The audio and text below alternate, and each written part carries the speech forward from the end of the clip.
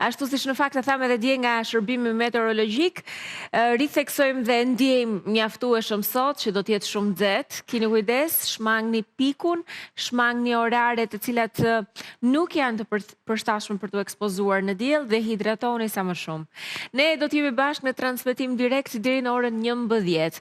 Gjatë këtij orari ju e dini, është koha që ne kalojmë bashkë me shihet mrekullueshme, receta shumë të mira dhe biseda që sot është e lidhur në fakt me atë çfarë po bën Nami në përbot. Me një nga kukullat më famoze, por ne do të analizojmë pak se çfarë përfaqëson dhe çfarë ndikimi mund të ketë tek fëmijët, meqense i drejtohet në fakt së pari atyre, por janë çmendur të gjithë, edhe të rriturit. Aq sa mund të shohësh edhe 20-30 vjeçar, të cilët blejnë këtë kukull që në pamjet parë është një kukull e frikshme deri diku, por njerëzit e kanë pranuar mjaftueshëm se ka këtë ngjyrën e lezetshme, atë pellushin që e zbukuron pak. Le të shohim përmbajtjen. Nisim me recetat? Receta e parë do të jetë mëlçi pule me gjizë. Receta e dytë do të jetë ëmbëlsirë me sfoliat dhe moll. Do të vazhdojmë me kukullën me labubu. Është pikërisht kjo kukulla që ka pushtuar rrjetet dhe dyqanet dhe çfarë përfaqëson kjo kukull dhe pse ka kaq shumë zhurmë, varësia nga kukulla labubu, çfarë efekti ka. Tani unë e di që thuhet labubu, apo ka ca që i thonë labubu, se në fakt është me thënë u bubu, çfarë kanë shpikur, dhe të mendoni që personi që e ka shpikur këtë kukull sot është miliarder, brenda 24 orëve është bërë super i pasur, sepse të gjithë vërshuan për të blerë këtë kukull dhe vazhdojnë, marrin porosisin online, blejnë në përdyqane që edhe këtu në Shqipëri ka filluar deri diku të tregtohet. E çuditshme, por e vërtet, të gjithë janë çmendur pas kësaj kukulle. E diskutojmë në orën e dytë. Tani do të shkojmë tek zonja Vjolca, po na pret për recetat e ditës.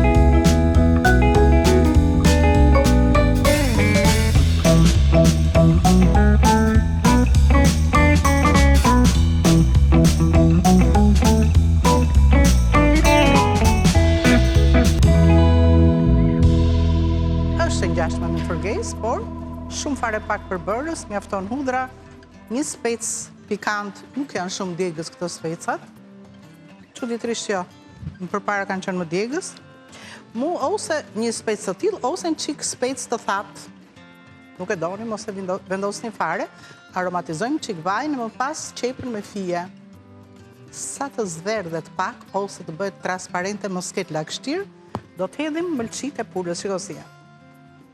Tik-tika, shkëlqejnë, shqivisi? Një ngjyrë për sosur e kthjellët e pastër, pa asnjë lloj meraku për t'i konsumuar. Një lugë gjallë, mbasi në tigan mos ketë më lagështirë, dhe më pas do të hedhim erëzat që janë. Kripa është për t'i dhënë shije, piper të zi, piper të kuq, dhe pak majdanos të thatë. Kam dhe të freskët, po në këtë rast duhet i thatë. Në fund fare do ulim temperaturën nën mesatare, do të hedhim gjizën, dhe ta lëm të fluckojë avash avash derisa të nxjerrë yndyrën sipërfaqe. Mund të përfundohet këtu, ose mund të përfundohet në tavadheu, siç hedhim përgesën, mjafton 10-15 minuta në temperaturën 190 gradë në furrë, sa të nxjerrë atë yndyrën. Atë proces mund ta lëm këtu në temperaturën nën mesatare ose në furrë. Dhe çdo të hani, mjafton një sallatë alla shqiptarçe me domate, me qep, me kastraveca, me ç'të doni ju, dhe shkëlqyshëm. Çik buk, se nuk hahet kjo, pa e ngjyrë një çik, dhe do të më kujtoni. Duke ngrënë do më kujtoni mua. Tani fillojmë nga puna. Do hedhim çik vaj ulliri. 1, 2, 3, 4. Shumë vap, Katerina. shumë, sot qënë ka vërtet, as kondicioneret nuk do na bëjnë punë më duket. Se normalisht është edhe studio me shumë drita dhe ne ndjejmë edhe këtë. Por në përgjithësi, keni kujdes, ruani si thamë edhe më herët, se do t'jetë vërtet nxehtë. E gjithë java. Kush shesh atë? Ande nga regjia, kush e di ç'batut kanë edhe... A në tharë se e kishin me ty? Jo, se besoj. Thash në një gjë për të qeshur, jo. Jo. Në ta vetë gjëra për të qeshur. Për të qeshur, për është puna që... Më varet si ka radari aty. Janë me frymëzim që në mëngjes, për të qenë me energji shumë të mirë dhe kjo është gjë e mirë, se po qenë mirë ata, jemi mirë të gjithë. Ju lutem, ju lutem. Ja dhe hudrat.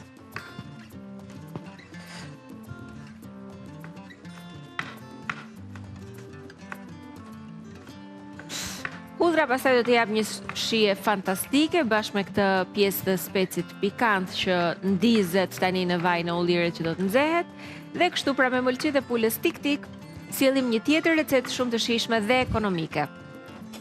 Shumë ekonomike, po shumë e shijshme. Dhe me thënë të drejtën mua këto gjellët në verë s'po m'hanë fare. Po gjithmonë ke këto anojmë në verë, do bësh në një gjë... Dua diçka që ta shoqëroj me sallatë dhe mirupafshim. Eksakt, pa gjëra që qëndrojnë edhe në tigan ose në furrë shpejt e shpejt, pa... Jemi pak larg lugës, edhe pse edhe ajo është e nevojshme patjetër. Jo, luga sigurisht është e nevojshme, mjafton të jetë lugë. Më shpejt dhe më shijshëm na duken këto, që janë kështu në pjatë, në tigan. Hudrat janë mjaftueshëm.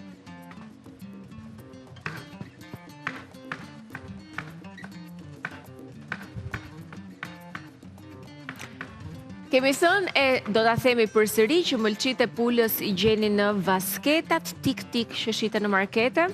Pra janë të paketuara, mund të përdorni ato dhe jeni në rregull. Është një blerje e sigurt, e pastër, cilësore, shumë të shijshme dalin me kombinime nga më të ndryshmet që mund të bëni, ja ku i keni dhe në një plan më të afërt për të parë freskinë e tyre që nga ngjyra dhe pastërtia që ato kanë. Qepën da presim në fije. Në fije do të thotë si për sallatë. Ja. Nuk po i bëj fijet shumë të gjata. Aq sa t'i kapin çik piruni.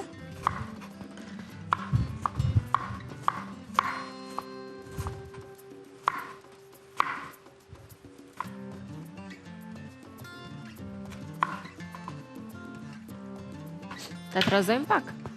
Mos e bë me kështu aromat kostumin se gjuna meriton respekt. Përveç se kush e ka veshur. Faleminderit shumë, se duhet i ruajmë. Mos bëjmë dëme. Ja. Dhe koha e qepës. Hedhim dhe qepën. Dhe tani lëm që të zbutet qepa një qik. Të zbutet derisa mos ketë lagështirë, po t'i hedhim 2 kokra krip, që qepa të lëshoj dhe ujin e saj, ja.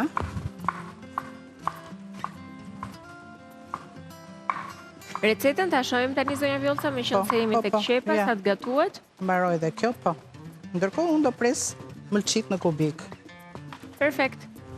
Atëherë mëlçit e pulës tik-tik me gjizë do t'i gatuajmë në këtë formë duke bërë gati këta përbërës. 500 gram mëlçi pule, kemi 5 thelpinj hudhra, gjysmë specit kuq pikant, 1 qep të prerë në fije, krip piper të zi, dhe pak selitën, se na duhet. Vazhdoj me 1 lugë çaj piper të kuq të ëmbël, 1 lugë gjelle gjallë, vaj ulliri, 1 lugë çaj majdanoz të thatë dhe 4 lugë gjelle gjizë pa krip. Këta janë përbërësit e recetës, shijojeni duke ndjekur hapat që ndjek edhe zonja Vjollca. Patjetër është e thjeshtë, shumë e shijshme edhe ekonomike, siç kemi thënë. Këta janë përbërësit. Vazhdojmë. Qepa është e tëra në tigan tani me hudhrat edhe me specin pikant. Po, që ta mbani mend ju, nuk i hodha kripën, me që po fliste Katerina. Ja, pak kripën. Do e lëvë edhe pak, po një qik më vonë. E ka urdisë së bashku. Vendosim qik kapakun që të zbutet. Se gjithë sekreti është pikërisht duke qepa.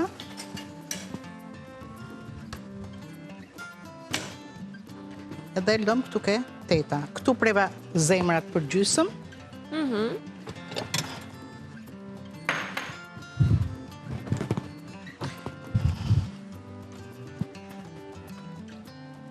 Edhe mëlçit dhe japim një formë afërsisht të gjithave njësoj.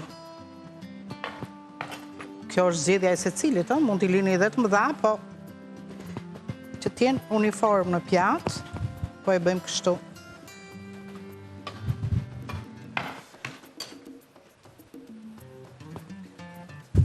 Shumë mirë. Tham duhet të qëndrojmë të hidratuar dhe të freskuar gjatë këtyre ditëve të nxehta dhe mënyra më e shpejtë dhe më e mirë për të qenë freskët është të kemi një Ama Ice Choco në dorë, ta marrim me vete në çantë, ta marrim me vete në zyrë nëse jeni në punë, në plazh nëse jeni me pushime, një Ama Ice Choco shijon pafund. Është pa kafein, e theksoj këtë, ndaj është produkt të cilin mund ta konsumoj kushdo. Pra çdo mosh e ka të përshtatshme për ta marrë këtë kanaçen dhe ta shijoj, sepse ka qumësht, ka edhe çokoladë. Kjo është përmbajtja. Nuk ka kafein. Është në kanaçe 250 ml, super praktike dhe me një kremozitet të parezistueshëm që dallohet në fakt sapo ju e konsumoni apo e vendosni në gotën tuaj për të freskuar. Ashtu siç kemi thënë, vera do t'jetë shumë e freskët nëse keni me vete një Ama Ice Choco.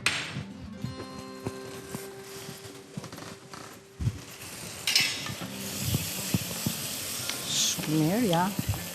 Edhe qepa, shiko, edhe 2 minuta dhe gjithçka është gati pastaj për të hedhur mëlçit këtu.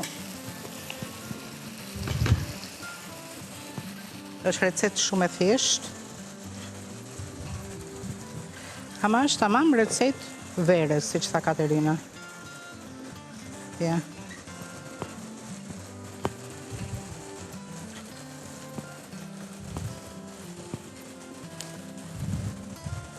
Shkëlqyeshëm. Shumë mirë. Kjo është receta e parë për ditën e sotme, ndërkohë receta e dytë do të jetë një recetë e ëmbël. Ju rikujtoj që të qëndroni aty, të mos largoheni nga ekrani, sepse do të kemi një ëmbëlsirë me moll dhe me sfoljat. Saktësisht titullin e kam këtu, është si i kishim zonja Vjollca, ëmbëlsirë me sfoljat dhe moll, kështu do të jetë edhe titulli i saj në YouTube, kështu që kjo do të jetë forma se si do ta gjeni edhe në rrjetet sociale. Me pak reçel, me ca bajame, ajo është për një mbasdite. Super. Unë sot këtu nuk kam akullore, por nëse ju pëlqen, mund të vendosni sipër ashtu të nxehtë siç është edhe një kupë akullore. Kur ta ndani në kuadrata në racione dhe është super e shijshme, por dhe e shëndetshme se është molla brenda, nuk do të përdorim fare sheqer. Mjafton 2 lugë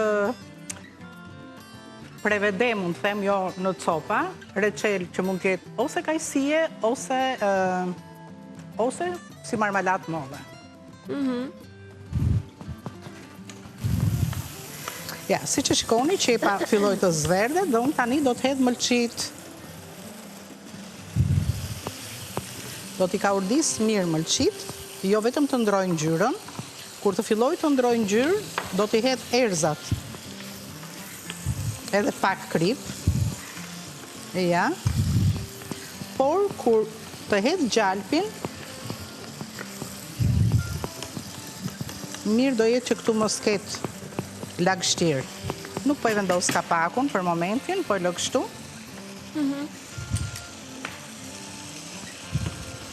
Ja dhe pak të mpikse.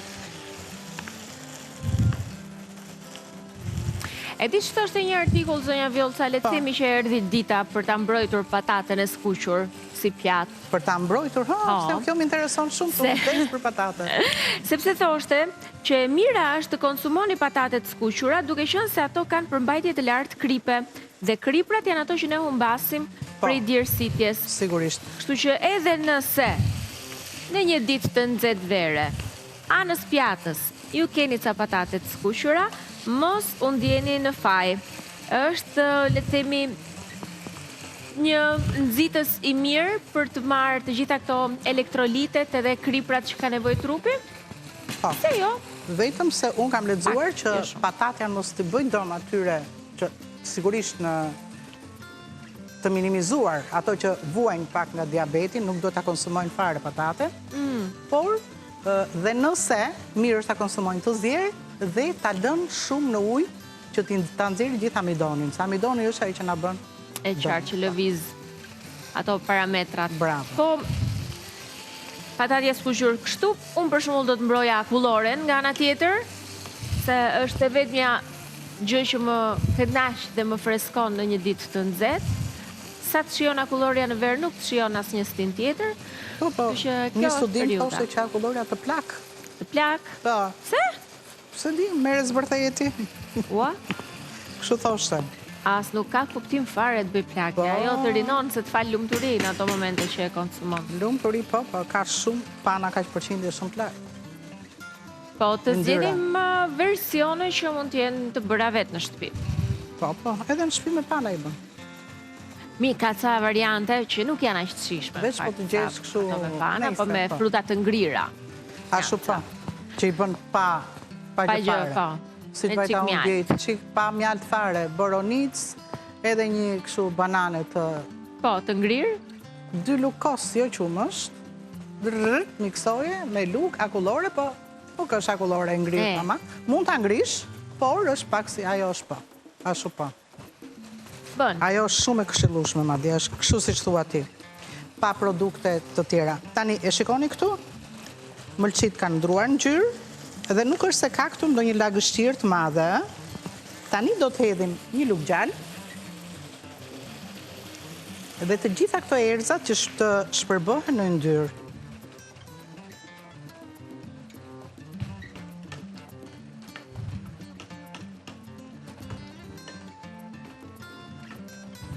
Do dhe një që krip, se kam hedhur shumë pak krip. Do dhe një gjysëm lugë tjetër, krip. Ja. E lëm pak. Piper në zi.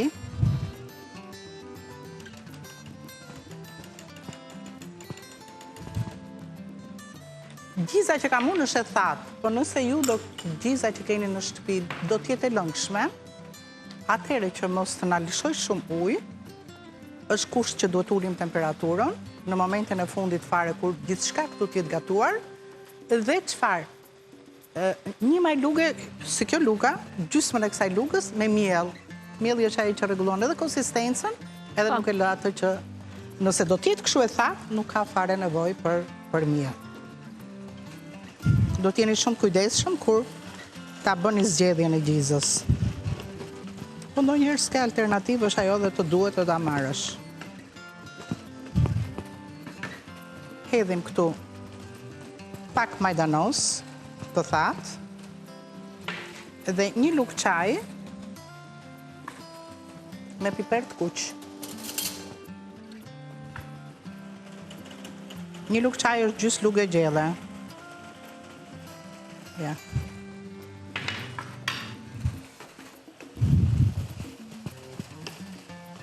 E lëm dhe në qik të gatuhen, këto gjitha së bashku, edhe kështu po të hatë kjo është. Shumë e mirë duhet jetë se i ka të gjitha, ka shien e qepës, hudhrës, erëzave. Perfekt. Erdhëm këtu, tani 4 lugë, gjelle gjizë, edhe në qik të lem, vetëm 2 minuta po ja vendos kapakun, 2 minuta vetëm. Dhe pasaj do hedhë gjizën. Në rregull, ne lexojmë përbërësit dhe njëherë tjetër, gjatë kësaj kohe përfitojmë dhe rendisim. Përbërësit që duhet bëjmë gati, mëlçipule me gjizë, kemi 500 gram mëlçipule, 5 thelpinj hudhra, gjysmë specit kuq pikant, 1 qep në fije, krip piper të zi, 1 lugë çaje piper të kuq të ëmbël, më pas kemi 1 lugë gjelle gjalp, vaj ulliri, 1 lugë çaj majdanos të thatë dhe 4 lugë gjelle gjizë pa krip. Këta janë përbërësit. Kaluan 2 minuta. E ullim tani temperaturën nga 8, ta çojmë ke 6, jo ke 4, ke 5. Ke 5, po e lë, 5.5. Shiko me njëherë ulli ritmin. Këtu nuk ka lagështirë, është tamam si një salsë që karakterizohet edhe yndyra, sa po ka filluar të shkëputet. Tani do të hedh 4 lugë gjiz. Ja 1, lugë të plota, ja 2, ja 3, 4. Ja u bë, dreka. E përzej. Pra, shiko gjiza e thatë që nuk Nuk lëshon atë ujin. Nuk lëshon ujë. Thash, gjithmonë, nëse ju do ta keni gjizën të lëngshme, atëherë vetëm një maj luge, gjysmë luge, çaj, jo shumë. Se ndjehet. Me miellë. Po. Kaq ishte. Të lumshën duart, zonja Vjollca, se duket shumë e mirë dhe ka një aromë fantastike. E lëm tani këtu në këtë temperaturë 5 minuta, se nuk është temperaturë e lartë. Mund të thotë, ndonjëri në fillim ka thënë, sa yndyrë që i hodhe. Fare yndyrë, ja shiko ku është yndyra. Tani do presun që të më dalin çik yndyrë tek tuk, atje duket nëse ka përfunduar apo jo. Është gatuar siç duhet. Ja, kjo ishte. Me tik-tik, zgjidhni produkte tik-tik, basketat i gjeni të gjitha llojet në market, do merrni të brendshmet e punës në këtë rast. Dhe gjithçka është gati. Këtë 5 minutë këtu në furrë bëhet 10 ose 15 minuta, që sa të ngrohet tava e dheut, nëse ne kemi tava dheu, mund t'i vendosja në tava dheu, po sa të rritë të zihen po thyen dhe tavat. Ja. Mund t'i vendosim në tava dheu dhe tash 10 deri në 15 minuta në temperaturën 190 gradë. Si thua, zonja Vjollca, bëhemi gati tani për ëmbëlsirën e avash avash? Po, patjetër. Shiko tani si fillon. Tek këtu të dalë yndyra. Ta lëm këtu. E mbulojmë edhe e lëm, patjetër shkojmë në publicitet edhe me njerë ëmbëlsirën. Sa po të kthehemi ëmbëlsirën me sfoliat dhe moll, do ta sjellim si recetë të dytë këtu në Shije Shtëpi, vazhdoni qëndroni me ne.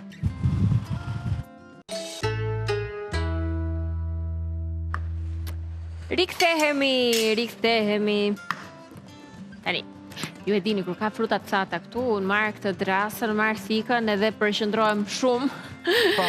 Sa mezi përshtatën për pjesën tjetër. Mu thashe pas ke marru? Jo, me zonja Vjollca, ku mbaroja shpejt? Tani këtu fërgejsa mbaroje. Ja ku është e gjitha. Po e lëmë aty. Ja, kështu. Po bëj gati bajamet, fërgesa ja ku është, plani i fundit për ju, dhe shkojmë tani tek receta e dytë. Që mos më zbutet shumë peta, po e lë këtu, për pak minuta. Këtu në këtë tigan, do të hedh një lugë çaj gjallë, do të hedh edhe 3 lugë marmalat, kajsie kam unë, po nëse keni më akoma dhe më mirë. E lëm që gjalpin të shkri.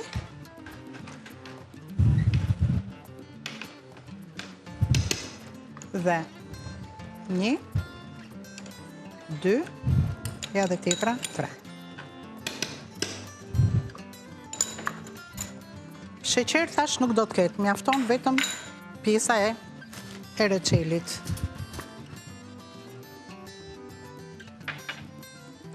Tani kam qëruar 4 moll. Dhe do t'i pres, s'ka rëndësi kubik, në feta do t'i vendos, si të dëshironi ju, dhe do t'i hedhim aty të gatuen së bashku me marmalatën, deri sa të mos ketë mirë është, të mos ketë më lagështir nga molla. Zonja Vjollca, një pyetje, se harrova drejtimin, a duhet rinë kështu, apo fije kështu? Ashtu si që ishe e para, akoma dhe më mirë. Si peta, nuk ka problem edhe në qofë se janë ashtu. Se ato, kur të konsumohen, do bëhen si miell, po mjafton që të, kur t'i hedhim në sipërfaqe, të kryoj atë pjesën krokante që të kërcasin kur ne ta konsumojmë. Ja, po mundohem të bëj pak më peta shuqe. Ja, jo shumë të holla.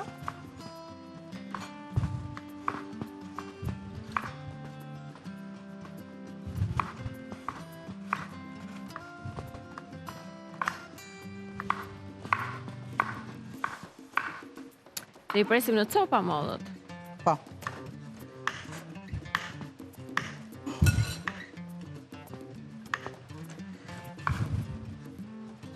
Të shoh pak edhe unë një moment dhe më pas lexojmë recetën. Nuk japësh një trazume në Ta trazoj, në rregull. Se sa të hedhun mollët, fillon krijon lagështirë, nuk ka nevojë. Po.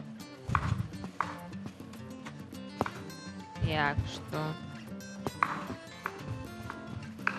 Atëherë, shohim pak bashkë edhe përbërësit. Ja, fillon. Tani të hedhim mollët? Në rregull. Po.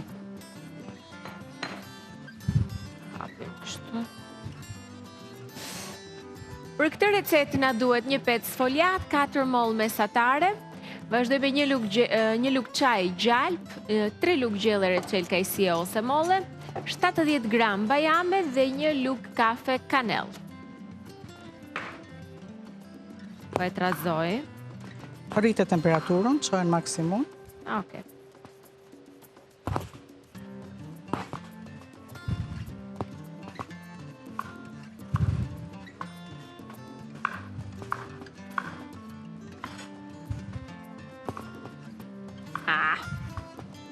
S'po e rotulloja do të njërën. Kështu që të lyen mirë.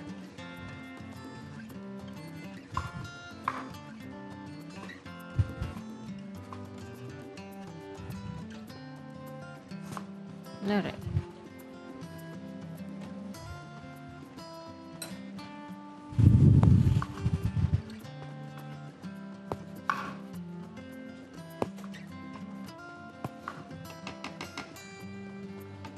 Po e lëmë njanë dhe të bëj gati bajamet.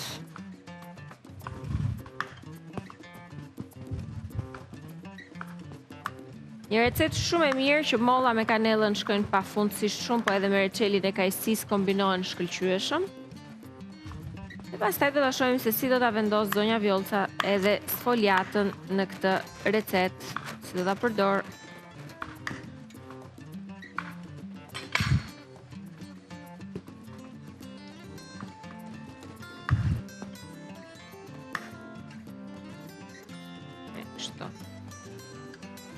Shumë bukur. I trazojmë këto herë mbas here.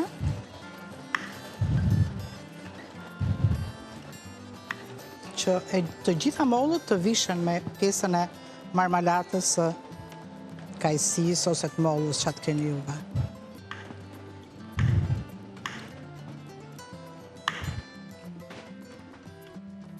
Largojmë këtë. Tani do marrë këtu tepsinë. Kemi për të hedhur aty vetëm kanellën. Kurse të gjitha bajamet në fejtra do t'jenë në sipërfaqe me qëllim që pjesa e sipërfaqes të bëhet krokante dhe pjesa e pejtës krokante në mes ato do t'jenë të buta. Largojmë këtë. Duhet përziej vazhdimisht këtu apo? Po, përziej vazhdimisht që ta largojnë sa më shpejt atë lagështirën. Këtu tani do hapim pejtën sfoliat.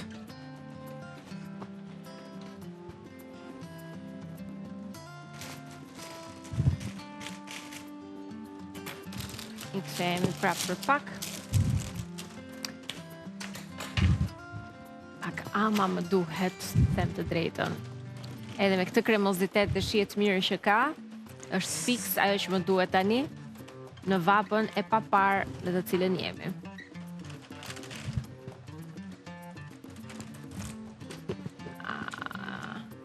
Çokoladë dhe qumë është dyshe perfekte për një njerëz si puna ime që çokoladën e do shumë dhe nuk do pije me kafeinë në këtë rast. Është perfekt kjo. Gëzuar ju bëft mirë. Si kemi thënë? Sa herë e shijojmë?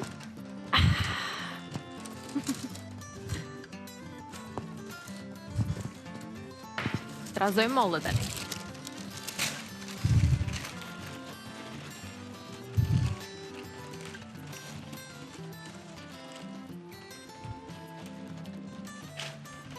Sa mirë je preçeli I kajsisë. Tani e hapëm pejtën, këtu ishen gjitur një çikë, po s'ka problem. është fat ai që do konsumoj atë pjesë, se ka më shumë petë për mua, është shumë mirë. Se më pëlqen, jo se të bërë mirë.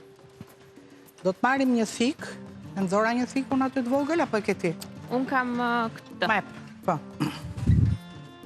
Nuk do bëjmë prerje deri në fund, po do bëjmë vetëm një vizim 1 centimetra këtu. E shikon? Kur të hedhim mollën këtu në qendër, nuk e kemi çuar deri në fund, me qëllim kjo të fryhet pjesa anësore, të bëhet si anë byreku. Ja dhe këtu. Pa e prerë deri në fund. 1 centimetër dhe si që thash këtu ta lëm bosh pa mbushje.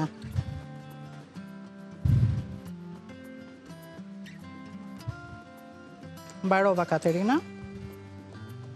Kurse pjesën tjetër, këtu do ta shpojmë me pirun, që mos të na fryhet.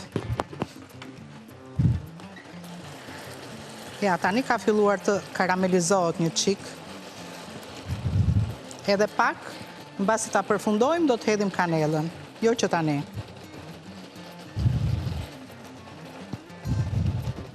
Interesante se si ishte vërtetuar se një grua ka intuit jo thjesht si një, le të themi, ndjesi e disa individëve apo si një fjali apo justifikim që është bërë tani më kështu klishe. Në fakt është e vërtet që gratë kanë intuit, më shumë se sa burrat, por gjithsesi është vërtetuar shkencërisht, sepse është vetë mënyra se si funksionon truri i një gruaje dhe natyrisht lidhja e fortë me emocionet dhe me një formë arsyetimi që e ka shumë herë më të fuqishëm edhe më të prirur që të kuptojë situatat dhe emocionet në krahasim me gjinin mashkullore. Kështu që një grua është intuitive në përgjithësi, pastaj nëse do ta lidhim edhe me horoskopin që është gjithashtu një mënyrë e të llogariturit karakteristikat e individit, shenjat e ujit janë akoma dhe më intuitive. Po, kjo është shumë e vërtet. Sa mirë bëre që e tha. Ta theksojmë në një herë tjetër. Shenjat e ujit janë më intuitive E di se që të më tjerat. ndodh mu për shembull? Them, po mirë me atë Katerinën si se kam parë, si s'më ka zënë syri, është këtu apo s'është këtu. Jo atë ditë, nesërmën, maksimumit pas nesërmën, Katerina do m'dali Do për dali para. para.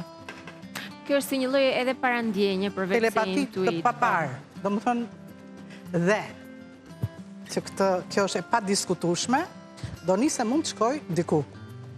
Herë vetëm, herë me fëmijët.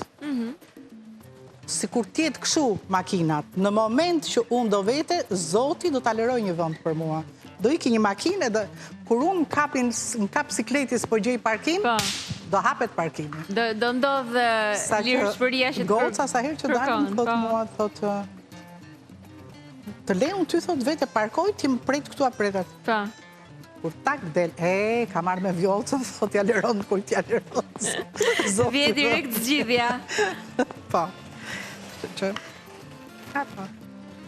Jo, vërtet. Ka thënë horoskopi. Intuita është Shikoni këtu fuqi e paparë. si po shteron ujë, lëngu i mollës e kam fjallën, edhe 1 minutë dhe mirë do ishte shumë, se ju keni qartë në moment që këto hidhen të nxehta aty, krijohet çik problem ke peta, që këto të paktën të ishin të vakura, por ne do t'i hedhim avash kështu, se po t'ishin të ftota, me dorë, kuptohet, se me dorë punojmë, duart tona lahen 100 herë, mund t'i radhisnim njëra si bas tjetër, dhe do dilte estetikisht shumë bukur. Por ne nuk kemi kohë.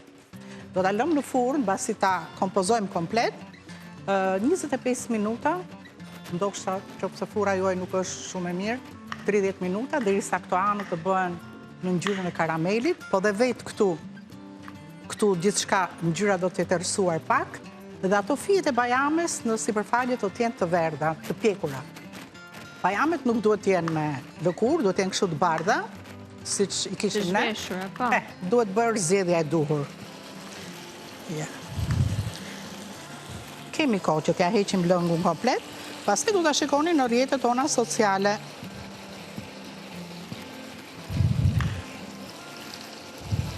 Ja. Tani Shiko, zënë se Katerina, duhet i sa ujë hedhim të kishim? gjitha ne. Ne hedhim sa duash ti, Katerina. Bëj edhe pak domethënë. I bëj unë, hajde të razoti këta. Jo, s'ka gjë. Ha? Ja, ta zvogloj pak të si më duken, sa i kam lënë, sa si të më dha.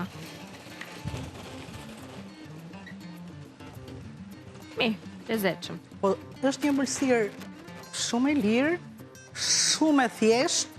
E ke parasysh kur ndonjëherë të merr malli se çat ham, unë i mbaj sfoliatat edhe këtu në punë në frigorifer, që kur s'kam asnjë ide, mjafton të kem një frutë aty dhe sfoliatën, dhe në një frutë të thatë, mbaroj gjithçka. Mjafton koha e pjekjes se këtu për 5 minuta bëhet. Do ta shohim edhe një herë tjetër recetën me shkrim, ëmbëlsirë me sfoliat dhe moll. Pra do bëjmë gati shumë pak përbërës, një pet sfoliat, 4 moll mesatare, një lug çaj gjallë, kemi 3 lug gjellë çel kajsie ose molle, 70 gram bajame dhe një lug kafe kanell që është kombinimi perfekt me mollën. Dhe në sfoliat, molla me kanellën bën një mrekulli në fund. Nëse keni edhe pak akullore vanilje, shtojeni Po, dhe atë. shkon shumë. Tani, erdhi momenti që unë do ta fik. Dhe do të hedh kanellën.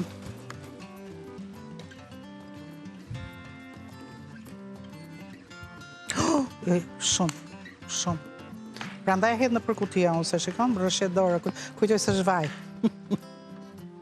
Sa aromë të mirë ka se. Po.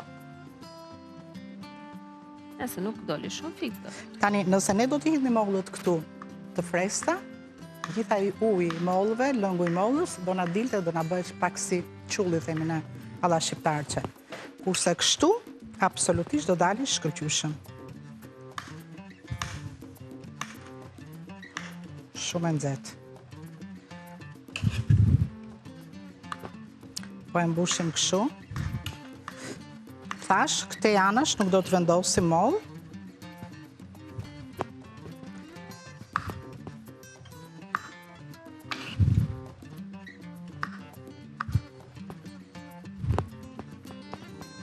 Si u dëgjoj mirë, regjia.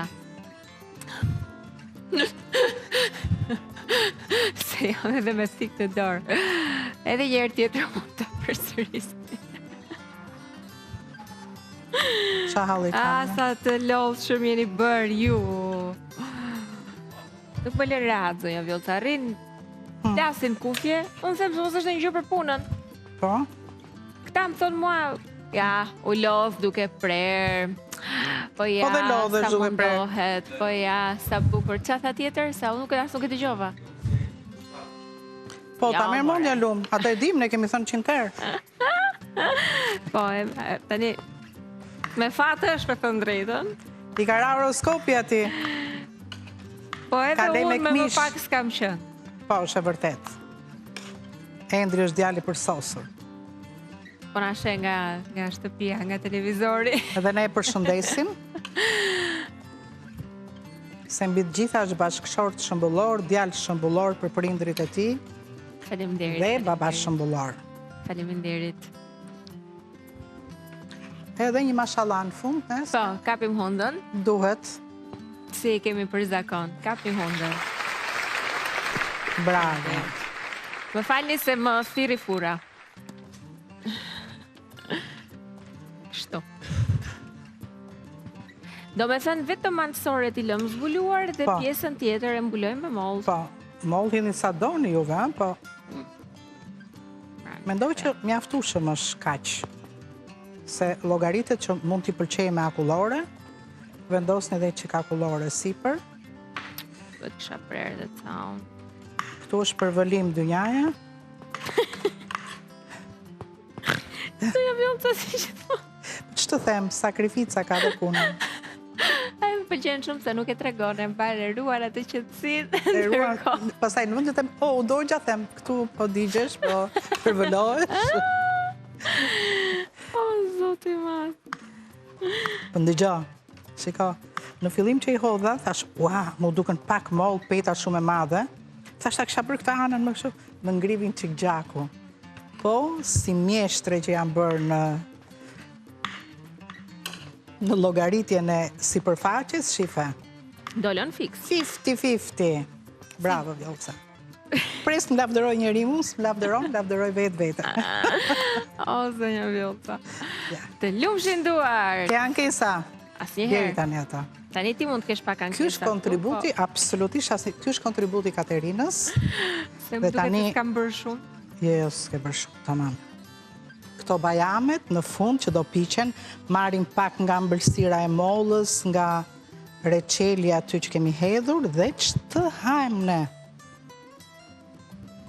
Shumë të mira. Ja, këto janë mbëlsirat e shpejta të thjeshta të zonjës Vjollca. Ne do të shohim edhe një herë recetën me shkrim për ta përfunduar të mbajtjen e shënimeve që mbani.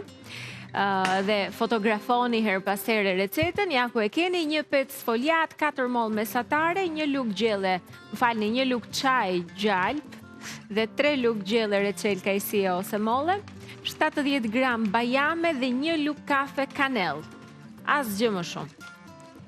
Që të gjitha këto janë shtëpi. Ndonjëherë mollët ne na mbeten aty. Po, sidomos tani në ver, do thënë, po, se ka bën filluar. pazare që merr shumë Jo fruta. qershiat, jo fiqt, jo shkon tek këto. Kopstinës. Po. Po mollët. Po pse ajo mbëlsira me darë si ishte? A e shefja tha s'ke nevojë të bësh baklava me këtë tha. Po. Apo si ëngre ti? S'te provi për ty? Unë atë nuk e kam provuar. Por mora dëgjova komentet, kështu që. Ç'keti kur ta bëj unë, shtëpit sjell unë. Të lumshin duart. Temperaturën 190 gradë, 25-30 minuta. Tani zonja Vjollca. Çfarë do hani? Pastaj pres në kuadrata nga kaq, të mëdha çik. Dhe një kup veshtash-moll akullore të thjesht fare. Kush e do pa, unë për shembull e do pa akullore. Fura mirë? Ja. Jo? Do, nanën. Vetëm dorën tënde pranon ajo furrë. Unë me këtë furrën kam hequr dorë, nuk merre më vesh. Nuk arri dot ta ndez. Ishte e ngrohtë, ishte e nxehur, bëri atë pip-pipin për të fikur se si duket kaloj minutazhi, po ja zonja Vjollca e rregullon më një herë. Këto ishin 2 recetat e ditës së sotme. Mëlçi pule me gjizi gjetët në recetën e parë, ishi ju atë besoj përmes ekranit përgatitjen e të gjitha të pamjen e mrekullueshme që ka çdo recet në fakt kur gatuhet, veçanërisht e dyta duke qenë ëmbëlsirë akoma dhe më tepër, po për ta shijuar vërtet një recet duhet ta përgatisni ju në shtëpitë tuaja, duke parë ndoshta videot në YouTube në kanalin zyrtar Televizionit Klan. Fikoni gjithmonë pra shihesh edhe emrin e recetës. S'ka fare lagështirë. Domethënë derisa të hiqi lagështira, atëherë duhet ta hedhim kepeta. Dhe gjitha i reçeli ka veshur të gjitha fetat e mollës. Sheqeri mjafton sheqeri që ka reçeli brenda. Shumë mirë. Atëherë, ne kemi mbritur në fund në fakt, kështu që po ju propozoj regjia ta bëjmë mbylljen këtu dhe më pas të shkoj tek të ftuarit. Ata po bëhen gati, po mikrofonohen për të diskutuar për temën e sotme që ka të bëjë me atë kukullën super famoze të momentit. E ke parë në rrjetet sociale zonja Vjollca? Kam dëgjuar diçka, po kam dëgjuar diçka. Ajo kukulla që gjoja është pak e frikshme, po nga ana tjetër njerëzit e duan shumë. Është bërë virale, jo vetëm të vegjël, por edhe të rritur duan ta kenë një labubu. Si është puna? Tani, jo të gjithë e duan, që të vërteta, po shumica, po për aq kohë sa CEO i kësaj kompanie u bë miliarder brenda ditës. Përshëndetemi bashkë. Po, bashkë mirë pafsh. Takohemi përsëri nesër në shije shtëpie me zonjën Vjollca. Ndërkohë, tani shkojmë në publicitet dhe kur të kthehemi do të jemi me të ftuarit e sotëm. Janë të gjithë fantastik dhe të gatshëm për të na treguar mendimin e tyre, madje edhe në një analizë psikologjike apo edhe në kuptimin e eksperiencës personale, dikush e ka marrë, dikush nuk e ka marrë, çfarë i pëlqen dhe çfarë nuk i pëlqen. I dëgjojmë pas pak. Mirupafsh. Rikthehemi, jemi përsëri bashkë në orën e 2 të programit me temën e ditës për të zhvilluar bisedën e sotme. E rithem se do të flasim për fenomenin labubu, edhe guxoj të them që është fenomen për aq kohë sa kudo flitet për këto kukulla monstruoze përshkruhen, por shumë të këndshme për audiencën, aq sa janë shitur miliona e miliona dollar kukulla janë bler, madje ka patur ankande ku një kukull ka kushtuar jashtëzakonisht shumë. Personazhe të njohur të showbizit, si për shembull David Beckham, ka deklaruar se i dashuron ato, e të tjera me radhë. Më lejoni të vazhdojmë një herë me të ftuarat, me prezantimin e të ftuarave të sotme. Na janë bashkuar sot zonja Nora Male, faleminderit shumë që jeni këtu. Na merr malli të vim ke studia juaj, sepse jep energji të mirë dhe është një rezatim pozitiv dhe për temat që trajtojmë, po edhe për gjithë shka që ka këtu si energji, mënyra si është arreduar, mënyra se si ju e jepni informacionën, ja, na vjen dhe kafeja në momentin që neve, dhe na duket vetja si në atë këndin e bashkëbisedimit, ju falenderoj. Ja, se vendos. Thoja që Nora nuk më vjen ta them kështu. Zysha më vjen ta them edhe unë, si gjithë të tjerët. Jemi kështu si në mjedisin tonë. Po vazhdoj me Valbonën. Valbona Lasku është bashkuar sot. Valbona, mirë se erdhe. Unë kujtoj një nga postimet që ti ke thënë janë një tmerr, nuk do ta blej kurrë. Absolutisht. Ti mbron pra këtë tezë, je nga ky grup. Më shqetëson shpëndoria kolektive e blerjes së kukullës, vetë kukla. Kukla vjen nga një seri Monsters, që quhet Monsters, ashtu që të jep përmendje. Dhe nëse nuk është një vlerë e shtuar që jep jetës tënde, përditshmërisë tënde, edukimit të fëmijëve, se Nora këtu do më mbështesi patjetër, për çfarë duhet këtë shpëndoria? Aty lexon radhë të tëra, njerëz të rinë radhë përpara Pop Mart, që është dyqani zyrtar që ka prodhuar dhe e shet, orë të tëra. Dhe kjo është ajo që më shqetëson, nuk më shqetëson vetë kukla. Përse është një kukull e shëmtuar që nuk normal, nuk të tërheq në fakt. Nuk më tërheq as për fëmijës, është me plastike dhe me qime, që dhe për fëmijët vegjël për të kruajtur dhëmbët nuk shërben. Po jam munduar nga gjitha anët të gjej një vlerë të shtuar kësaj kukullës, edhe që varet nëpër çanta, blini çanta shumë shtrenjta, varni këto kukulla që fillojnë nga $50 dhe kanë shkuar çmime për ato modelet ekstra. Çmimi minimal është 50? Duam të duar 20, po $50 dhe vazhdojmë pastaj nëse ti bën një kukull jashtë koleksionit. Po, që rritet çmimi, po. Në këtë artikullin që është përndava, që ishte një artikull nga një media ndërkombëtare, ishte që e kanë parë për të parë kukullin e Rihanna, dhe kjo influencimi në botë, nga që ti the Beckham apo them Rihanna, kjo është për të friksuar, për të trembur kukla vet. Kimi, mbase kjo ka bërë kaq virale. E kanë parë kukullin aty dhe që momentin që një idhull ndërkombëtar, një këngëtar apo një ish futbollist si Beckham e përdor, ose thotë që kjo më çmendë kjo kuklla, gjithë bota e cila ka frikë të jetë jashtë turmës, do bëhet pjesë e turmës, sepse kjo të identifikon me turmën, të identifikon me trendin, të identifikon me gjën e veçantë që po i blen të gjithë diçka ka, por për mua si njëri me këmbë në tokë ose më ftohtë ndaj influencimeve, them çfarë vjen të shtuar më jep mua që unë ta blej. Kanë asnjë lloj përfitimi në fakt në fund të ditës, megjithatë ne pas pak do të kemi edhe Xhinën e cila i përket atij grupit të shumicës të turmës ose të grupit të madh që ka përqafuar shumë këtë labubu, këtë kukull. Do të jemi dhe me Inën, nëse e kam gati, ju lutem. Ina Xhafa është me ne sot, specialiste edukimi. Ina, faleminderit shumë që je me ne. Faleminderit, dashur, shumë kënaqësi. Në këndin e bukur që sapo keni krijuar në shtëpinë tuaj të re, ta gëzoni. Faleminderit shumë. Do doja shumë të isha aty me ju, por ja që të kemi larg, është në Korç, apo jo? Të jetoni gëzuar, se është një lëvizje shumë e këndshme dhe e bukur, edhe pak zili ju kemi, sepse është vendi më i freskët sot për këto ditë të nxehta. Ndërkohë, Ina, më ka pëlqyer në postimet e tua ti je munduar dhe të analizosh pra paskenën e Labubu, duke e quajtur këtë kukull si një lloj kamuflimi të një monstre demoniake. Pra, mund të ma shpjegosh pak për çfarë lidhjeje bëhet fjalë?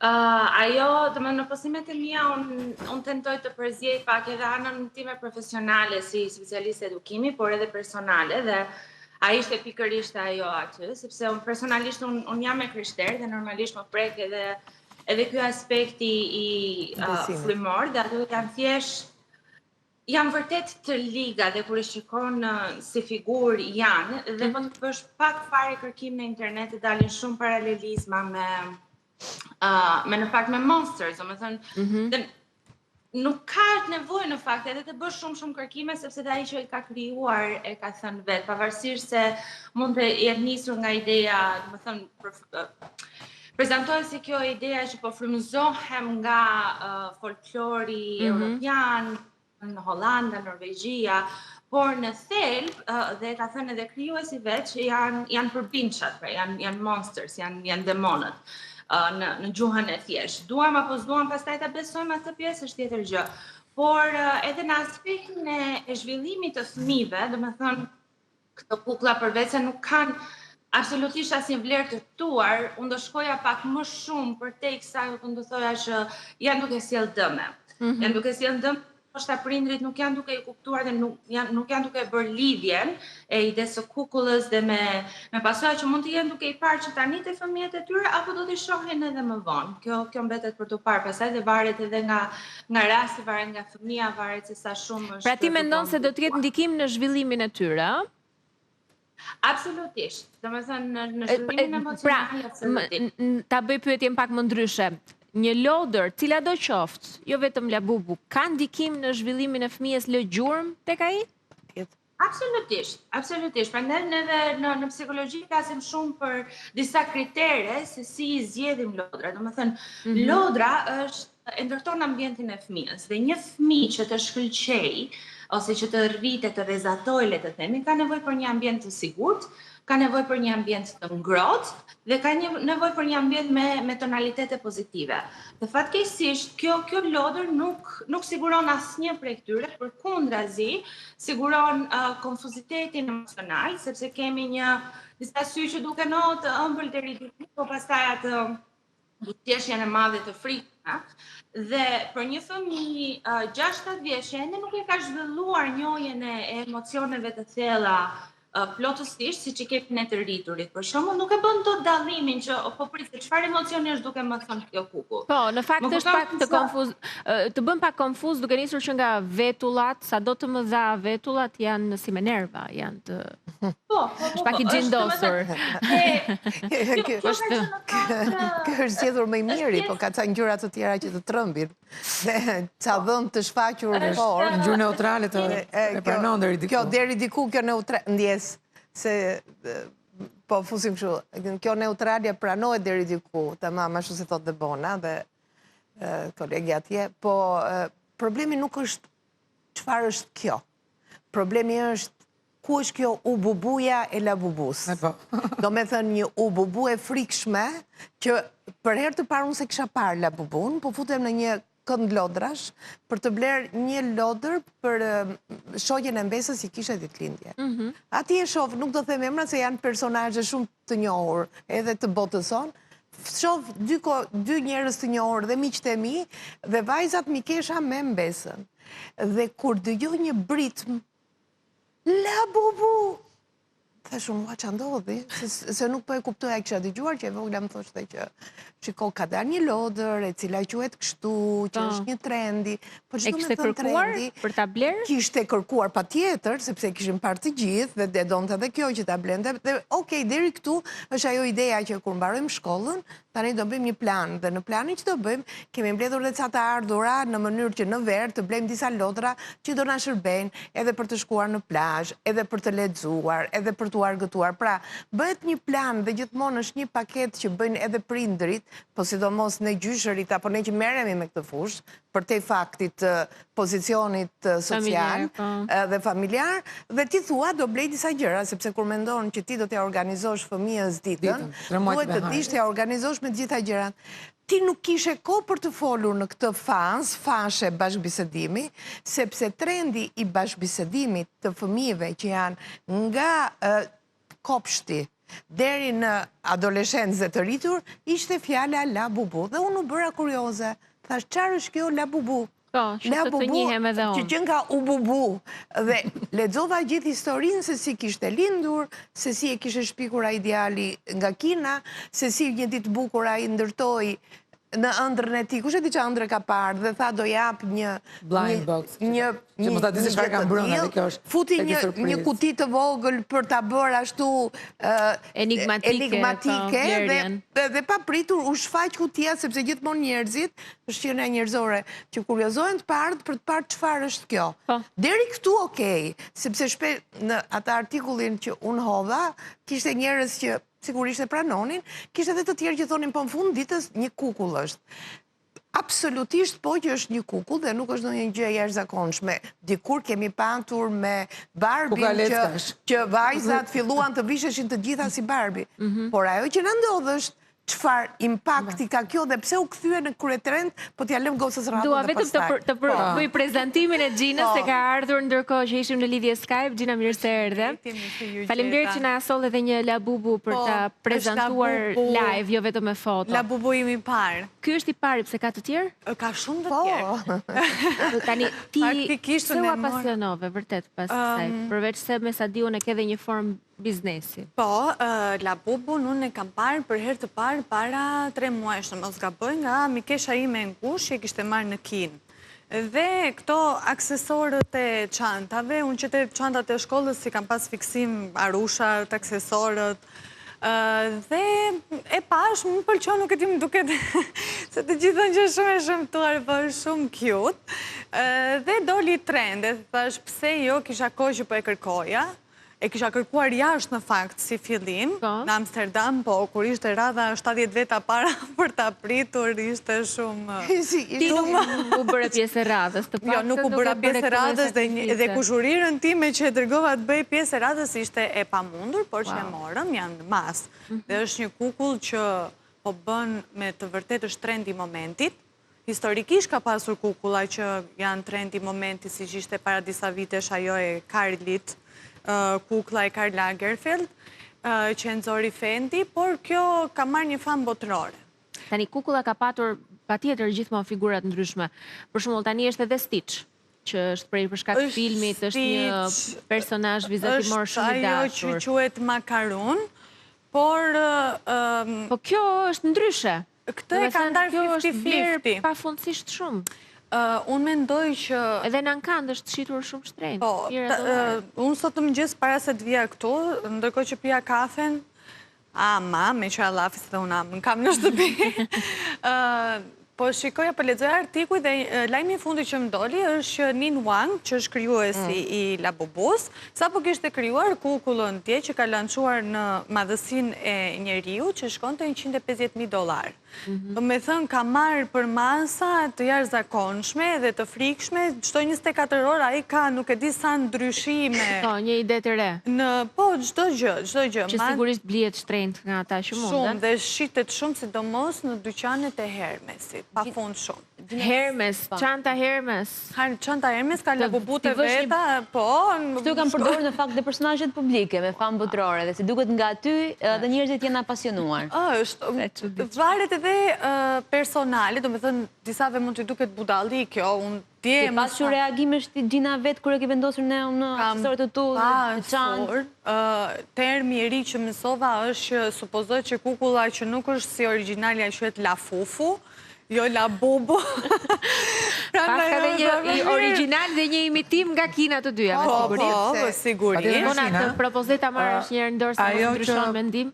Ja përda një video virale për ato efektin blind box si kanë këto kuklat, është që të rinë po të shmëndëm, nga që duan gjyra, nga që po bëj një koleksion, nga që ti nuk e di se çfarë ke në kutinë tënde dhe argjon lek, po të shmëndën, po kalojnë në kështu në rinë, klipin qaj, dhe nuk i bjen gjyra e dur, dhe kjo është po këthe të smundi. Është problemi më i madh. Se zara duan të kenë gjithë koleksionin e ngjyrave, dhe nuk e di se çfarë ka brenda efekti surprizë. Ndërtimi se si është ndërtuar kjo kukull, që është e veçantë, që në fakt nuk quhet Katerina, më fal, ma kaloj, nuk e mbajti dot në dorë. Një personazh që është, nuk e di çfarë forme ka të kukullës, të individit, ti zi çfarë emri ti vësh dhe lë bubu. Domethënë është një bubu. O bubu. O bubu kemi me Ky është si gjynaf. Ky është si ato qeniet që kanë lindur strange, edhe thua u sa gjynaf ta mbajmë aty për koleksion, që të mos ta keq trajtojmë. Deri këtu atë shqetëson fakti që është virale, trend apo vërtet nuk pëlqen si kukull? Jo, për mua nuk më krijon asnjë lloj ndjesie, as negative as pozitive. As tani që po e mban në duar që është kështu, a di çfarë efekti çuditshëm paska? se unë nuk e kisha marrë ndonjëherë një labubu në dorë. Nga që është prej pellushi, të jep një lloj Irritimi. Jo, të jep atë ndjesinë që ta mbash në duar, si një lloj antistresi. Kjo është origjinale, nuk është fufu. Nuk është fufu. Ato që janë fufu, pastaj janë që ju bjen syt, i lëviz koka. Se kanë bërë kanë shpjeguar video të qarta, kutia, QR kodi. Mua nuk më shqetëson. Ka 9 dhëmb. Origjinale ka 9 dhëmb. Numëroni dhëmbët. Pra, është midis dhëmbëve të krokodilit, midis dhëmbëve të elefantit, nuk di se si janë të frikshme, janë dhe më ngjërzor. Janë me maj. Për te i kësaj, ajo që mua më shqetëson, nuk më shqetëson fare kjo, le ta marrin, jo një po ta bëjnë dhe koleksion, aty ka dhe emra, si mbas koleksionit, empatiku, i nervozuar. Happiness, për shembull. Po, simpatiku, kjo çfarë është kjo? Kjo është lumturia, se është neutralja. Ajo që mua më shqetëson është varësia. Çfarë çdo të thotë varësia? Varësia lidhet me psikikën dhe me të menduarin, sidomos në moshën e para adoleshencës, jo ke të rriturit. Ke të rriturit është një shfaqje që nëse nuk bërtet me fytyrën, apo nëse nuk del akuriq, që të bërtasësh prap, vë një labubu dhe të rreq vëmendje. Pra kjo është për thënë unë jam. Kjo është të rreqje në mënyrë të jashtme të vëmendjes. Puna është varësia që krijon ke këto gjëra, heq vëmendjen dhe krijon një problem në psikikën e fëmijës, është njësoj si varësia e drogës. Pra, kemi të bëjmë me element të emocionit të fort dhe të asaj që quhet inteligjenca emocionale, që ti kur e shfaq në mënyrë bërtitse dhe ulëritse, ti do t'jesh patjetër në trendin e kohës. Dhe çfarë krijon kjo probleme? Kjo e para krijon probleme njerë që fëmia edukohet, sepse të gjitha këto janë forma edukimi, me të bukurën, me të shëmtuarën, me tragjiken, me komiken, dhe ti ke keqja mundohesh të gjesh të mirën. Nëse ne do bëjmë këto lloj oportunitetesh në jetë, ne nuk do dim të dallojmë pasaj kush është ajo që na bën keq, kush është ajo që është e mirë shumë dhe kush është ajo që e ka kaluar masën, se latini ka një shprehje shumë të bukur që thotë, nëse gjërat e kalojnë masën, kthehet në të kundërt.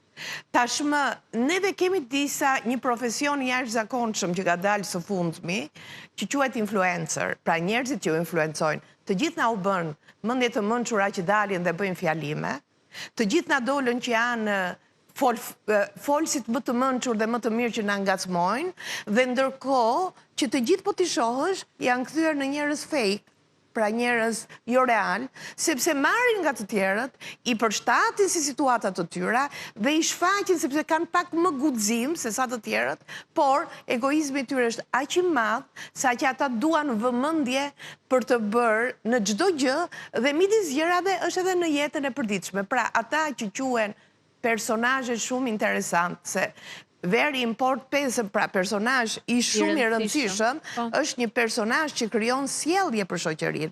Dhe aktorët hyn ke njerëzit që kanë sjellje për shoqërinë, ose miliarderët, ku njerëzit duan, sepse është ajo pema që ti do të kapësh majën, dhe maja është pikërisht e ardhura shumë e mirë, po dhe emocionalisht e ardhur shumë e mirë. Tani pyetja është, një labubu, një bubu, qa ishte ajo? Lafubu, e cila është fake, në Shqipëri shitet nga 12.000 lek deri në 16.000 lek.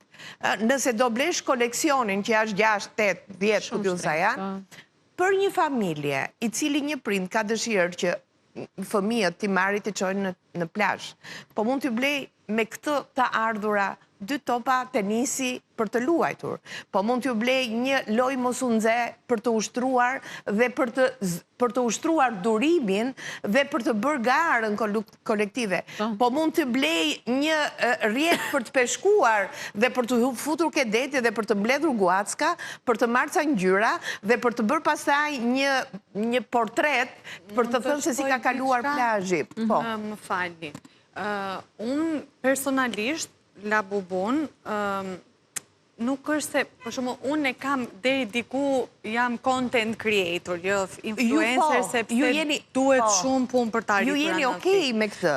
Por, ajo duke qenë se unë disi këtë pjesën e kam si biznes, le të themi, unë nuk jam dakord dhe unë personalisht nuk jam dakord që fëmijët ta blenë si kukut. Do me thënë, Betlaf, unë mendoj se mosha e përshtatshme që dikush ta marri këtë kukullën për aksesor është 15-16 që ti gjaj e futur në adoleshencë dhe lartë. Unë nuk kam fare dakord dhe rasti i fundit të tje, më shkruajti një zonjë në dalë dhe më thaj që më duhet për vajzat. Dhe ishte pak, nuk, të më thënë, okej, orientova me çmimet dhe të tilla, po nuk i dhash akses që ta blente. Se ishin më të vogla? Ja, më të vogla, është, do më thënë, unë do ta meja si tek vetja ime. Një nga fiksimet për shumë që mund kem pasur unë e vogël, kam pasur një koleksion shumë të zgjeruar të kukullave të porcelanit. Dhe kukullat e porcelanit për shumë kanë historikun e tyre, që janë kukullat të frikshme, me histori, e një të gjë po ndodhe me Labubun tani. Nuk jam absolutisht dakord se çfarë nuk shohim. Unë dje, do me thënë, një prej mikeshave të mia është super kundër Labubuve dhe ka bërë një video që ka shkuar shumë virale për efektin negative, dhe madje dikush u friksuaj shumë sa e morën ja pren kokën e kërshë, edhe mund që dhe dojgjën, sepse ka ide të tilla që natën kjo kukulla bëhet aktive, si që bën energji tek qia, e të tjerë jam dakord me këtë pjesë. Kanë nisur dhe nga këto lloj teorish tani? Në mas nga këto teori, do me thënë të gjithë krahasimin e bëjnë atë pikë. Po pa qka do njëra antireklama është reklama më e mirë thonë, në të vërtet, por që unë jam kundër që fëmijët deri në moshën 15 vjeç nuk duhet ta kenë atë kukull. Një Labubu. Jo nga historit, po... Po, e shikon pra të papërshtatshme për atë moshë? Unë personalisht po, dhe kam thënë që në fillim që po e shikoj edhe varësia e mundshme që mund të ketë një individ ndaj kësaj kukulle, sidomos një fëmijë që normalisht e ka më të lehtë të ndikohet nga trendet e momentit, nga ajo çfarë ndodh rreth e rrotull, e shikon të një fëmijë do dhe vetë. E marrin këtë e vën, ke ripi pantallonave, e vën ke ripi i rrobave të banjos, mundësisht ta marrin të notojnë dhe me të në det, sepse ata janë fëmijë dhe nuk e kuptojnë. E quajnë një kukull, por çfarë ndodh kur ti e shef këtë dhe fillon ta duash? Fillon të duash, ti fillon ti nuk do natyrale, po do një krijes që quhet pa formë, se ka veshët si të lepurit, se ka duar... Lidhje zdo t'jetë me asë një kukull, jo vetëm me Labubun. Lidhja po quaj ta që ngusht me një objekt. Ka momente kur ti rritesh, për shumë ka njerëz të cilët kam patur ndonjë arush, ndonjë gjë me pellush që ju ka dhënë ngrohtësinë, sepse ka të bëjë me tipat dhe karakteret e njeriut. Ne kemi 4 karaktere që jemi të lindura, flegmatik, kolerik, melankolik dhe në mënyrën se si ne menaxhojmë jetën tonë, shfaqim dhe emocionet. Dhe shpeshherë ndodh që prindrit si kemi aty rreth e qark dhe bashkëbisedojmë, ose kur kemi një kafshë, siç është një qen apo një mace, dhe prandaj merren për t'i qetësuar fëmijët, ose kur ke një kukull e cila është që mund të jetë një kukull e madhe ose një arush i vogël, ku ti e do dhe mbështetesh dhe bashkëbisedon me të dhe ka patur edhe filma të ndërtuara për këtë gjë, për të kuptuar shokun kur nuk e një fëmijë të dytë apo një fëmijë të tretë. Zakonisht fëmia i vetëm ka nevojë për të krijuar atë botën e tyre të ëndrave. Ndërkohë që ëndrat me Labubun nuk janë ëndra që ty të nxisin në mbajtjen e solidaritetit, po të japin një pamje që ti fillon dhe të pëlqen e çrregullta. Dhe çdo të thotë çrregullsi. E çrregullta njihet në botën e abstraktit, në abstraksionin, në ndërtimin, në bërjen e gjërave, por përpara se të shkojmë ke çrregullta, ne jemi mësuar ke rregullësia, jemi mësuar ke ekuilibri. Në momentin që ti mësohesh me të çrregulltën, pra me ca vesh lepuri, me hund mace, me duar njeriu, me putra kafshe, atëherë ti kupton që dhe qeniet që nesër mund të shfaqen me forma nga më të ndryshme, mund t'i pranosh në gjëra normale dhe jo në anormalitetet ku bota, sepse natyra është jashtëzakonisht shumë ekselente në ekuilibrat që krijon. Dhe këto ekuilibra të formës së jashtme shfaqen dhe në emocionet e së brendshmes. Pse neve nuk i kemi qef njerëzit kur janë të veshur me gjëra të errta, që ka një arsye kur larg qoftë të ndodh një vdekje dhe ti e vesh të zezën për respektin e atij që ikën, jo vetëm kaq, por që dhe njerëzit rreth e qark të respektojnë dhe të kuptojnë që ka ndodhur një gjë ke ty, atëherë duhet të jenë më afër teje.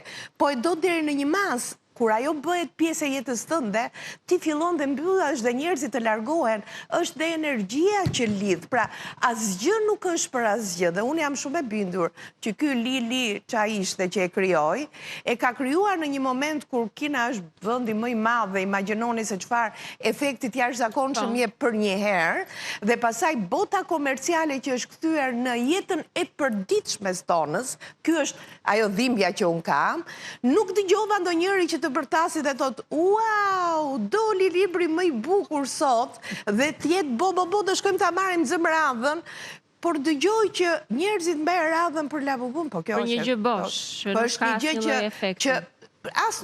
As nuk e përqafon dot, as nuk e dot, as nuk kujdesesh dot për të, thjesht një aksesor për ta vënë ke trupi jot dhe për treguar që unë jam trendi kohës. Një aksesor që në fund të fundit do rinë në trend, ja maksimumi i 6 muaj, se pastaj do harrohet. Dhe të mendosh se sa ka shkuar çmimi, dhe të mendosh sa virale është, dhe të mendosh pyetja që shkoj unë tani për të gjitha ne këtu është, çfarë po ndodh me botën tonë?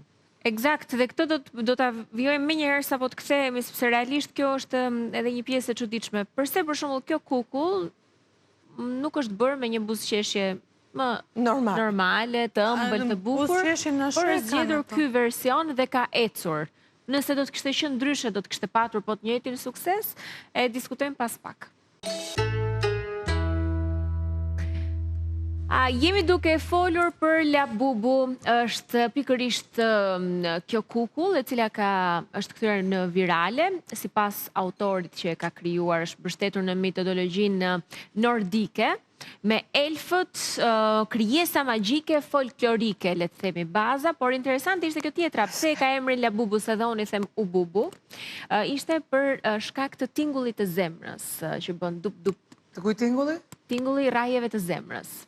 Po zemra nuk bën bubu, bën bam bam. Bam bam, ose për atë kinezisë. Ose bubu, mund ta bënte bubu, po ati si duket i ka rrahur zemra shumë fort, i ka bërë bubu. Dhe pikërisht, e di kur bën zemra bubu, bën bubu, kur shef një gjë të frikshme, edhe thua u bubu. Se po ta shikosh, unë në fakt në onomatopeikën e emrit, këtë lidhje bëra, se ti kur shef një gjë që të tërmë thua u bubu, dhe për një herë kjo u bubuja të trëmp, nuk shkon ta hapësh kratë të thuesh u bubu, kurse wow, sa mirë është kur hap kratë. Tjetër ndjesi, tjetër veprim. Është emocion i qartë në mënyrën se si është ndërtuar. Do të lidhem edhe një herë tjetër me Inën. Ina, nëse këto Labubu do kishin qenë me një fytyrë tjetër, shumë të ëmbël, pra jo ugly cute si që janë, pra të shëmtuar apo të lezetshme, apo misterioze, monstruoze, por të lezetshme, por do të kishin qenë vetëm të lezetshme. Mendon se do të ishin virale? Jo. Unë mendoj që viraliteti ka ardhur pak edhe nga strategjia e ndjekur e marketingut, patjetër është addiction. Domethënë ne në psikologji kemi një term që thuhet blind box addiction, që zonjat në studio e prekën pak edhe është shkëmban alarmin, sidomos sepse paralelizohet me varësinë që shkakton pigjozi, domethënë në nivelet e neurotransmetuesve në tru është e njëjta gjë praktikisht. Por mendoj që nuk do kishte këtë lloj viraliteti, sepse nuk do ishte diçka kaq jashtë normales. Domethënë kemi arritur në një pikë në botën që jetojnë që njerëzit po kërkojnë gjëra jashtë normales. Mendoj diçka tjetër që pse të rriturit janë tërhequr nga ajo, sepse normalisht fëmijët pastaj tërhiqen sepse janë tërhequr të rriturit të parët. Të rriturit janë tërhequr sepse ajo krijon një lloj miksi ndjenjash. Domethënë është pak a shumë si një pasqyrë e natyrës njerëzore. Ne kemi dhe të mirën dhe të keqen brenda nesh. Domethënë kush do të jetë i qartë dhe i pastër me veten e di shumë mirë që ka edhe një farë likësie, po ka edhe pjesën e mirë dhe të ëmbël që përpiqet i bëjë gjërat ndoshta me të mirë, por jo gjithmonë i dalin me të mirë, ka dhe zilin, ka dhe xhelozin, ka dhe dashurinë edhe të gjitha me radhë. A nuk është pozitive kjo që të jetë, le të themi, pranimi të gjitha emocioneve, duke nisem këtu edhe me shpjegimin e vet autorit, të ndërtuesit, krijuesit të kësaj kukulle. Të gjitha emocionet janë pjesë e jetës dhe këto kukulla përfaqësojnë emocionet që ne kemi. Absolutisht, është shumë e vërtetë, domethënë por ka një ndryshim mes pranimit dhe mes përqafimit dhe qëndrimit aty, sepse ne vërtet duam që t'i pranojmë emocionet tona, ajo është gjë më kryesore, por nuk do të thotë që duam që ti përqafojmë dhe ti mbajmë ngushtë ato. Domethënë ne nuk duam që të kapemi fort mbas inatit, mbas zilisë, mbas likësisë, mbas ndjenjes së të bërit keq ndaj dikujt tjetër. Më kupton? Kështu që është e vërtetë, ato i kemi, janë aty, janë pjesë njerëzore son, por normalisht më e mira që neve të vazhdojmë të jemi në përpjekje për të bërë persona më të mirë, njerëz më të mirë. Gjithmonë, të paktën kështu duhet jetë. Në momentin që ne themi, ne po i pranojmë, po i përqafojmë dhe thjesht kështu jemi dhe kaq, atëherë çfarë mesazhi jemi duke dhënë që është okay, kjo është ajo që është dhe nuk kemi nevojë që të shkojmë hapa përpara të drejt përmirësimit dhe për më mirë. Po, Gjina, ti bëre një ndarje sa i përket moshës, nga ana tjetër vetë the që i ke shumë qef si aksesor. Si aksesor, po. Ti qëndron tek moda më shumë apo edhe tek ndjesia, nëse të jep ndonjë lloj ndjesie, ke ndonjë lloj le të themi lidhjeje emocionale në sensin të kënaq kur e mban, kur e shikon. E ka këtë efekt? Unë nuk jam shumë tipi njeriu që krijoj varësi. Sigurisht që më pëlqen ta kem aksesor të momentit, po jo që të lidhem, ta shoh, do të thënë mund ta përdor 2 herë, 5 herë do ta përdor, të 6, të 7 do ta përdor. Nuk është se krijoj shumë varësi. Mendoj se me kukullat e porcelanit kur ke qenë e vogël, me kukullat e porcelanit, po, unë kam qenë koleksionuese e kukullave të porcelanit, se ndoshta edhe kjo pjesa, kur kam qenë e vogël, ka që jam dhe bardhoshe, gjithmonë më thoshin në shtëpi që ja se je si kukull porcelanit, se ndonjëherë për shembull, edhe kur shkoj në plazh, ri shumë në Bregdet, nuk nxjihem asnjëherë dhe që e vogël e kam pasur këtë pjesën, edhe më pëlqenin kukullat e porcelanit. Varësia e vetme që kam pasur unë nga kukullat ka qenë ajo kuklla e Karlit, se vetë ikona e Karlit mua më pëlqen shumë. Varësi le të themi atë aksesorin e kam pas tërkohës me vete, ndërsa tash e kam pjesë të koleksionit tim në kuti. Ose dhe me kukullat Barbie, prap kam pas bërë koleksion, më pëlqen të koleksionoj, po jo që të krijoj varësi dhe të kem shpërthime emocionale. Po, ndikimi për shembull mendoj unë një varësie mund të jetë të duash ta veshësh një bluzë me Barbie, nëse marrim Barbie, të kesh flokët si Barbie. Nëse të humbet, mund bësh reagime apo mund ta përjetosh shumë keq, edhe kjo është një anë tjetër pastaj. Kur je apasionuar pas një kukle, labubu apo çfarë do lloj tjetër. Është e vërtetë. Mendoj që ka dy diferenca. Të bërit koleksion dhe të krijuarit të varësisë. Bërja e koleksionit të krijon atë tendencën ose dëshirën që ti të hysh ke bota koleksionistëve dhe kjo quhet hobi. Dhe njeriu duhet ta ketë një hobi në jetë. Dhe prindrit duhet i mësojnë fëmijët të ketë një hobi në jetë. Të koleksionosh kukullat porcelani nuk është vetëm vlerë estetike, po është dhe pasuri, sepse vinë nga fajanca të ndryshme, është pasuri, është realisht pasuri. Të koleksionosh kukullat Barbie, po them, dhe të mësosh ato që janë njëra gatuan, tjetra ha, tjetra ku diun lëviz, tjetra luan, krijon raporte të ndryshme dhe me profesionin, dhe ndërkohë ti gjatë kohës mëson që ti qepesh nesër dhe një bluzë, pastaj dhe një pantallon, dhe fillon dhe merr dhe disa aftësi. Po të koleksionosh të pa koleksionueshmen, që nuk të jep asnjë lloj ndjesie interaktive, do me thënë të krijon pasivitet. Ti thjesht e merr dhe vendos aksesor, po nuk e ke interaktive dhe çdo të thotë kjo se dua ta dalloj për prindërit. Pra në qoftë se neve marrim një kukull dhe kemi aksesor, është si puna një vëthi që e vëm neve si aksesor, po veshje është e rëndësishëm. Vëthin vëre si duash, ose t'jep vlerën e valencës që ti je i pasur, ose t'jep vlerën e estetikës që duket bukur, pra të rregullon në portretin në fytyrë asgjë tjetër.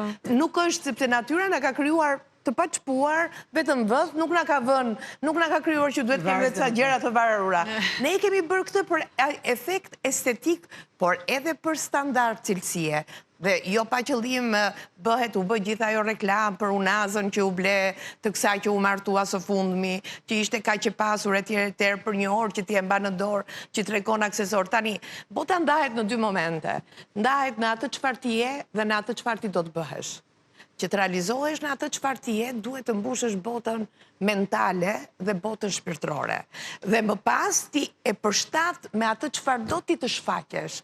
Dhe nëse ti do të shfaqesh dhe aksesorin, ti se pranon më fake. E pranon në të vërtet ose nuk e vë fare. Nëse ti je i real ai që je. Nëse ti nuk je ai që je, se je i dyzuar, je si tha kolegja, ke brenda dhe të mirën dhe të keqen, je njeriu që do të shfaqesh, i ke vënë çmimin vetes që je 2 milion euro, në fakt nuk je as 200 euro.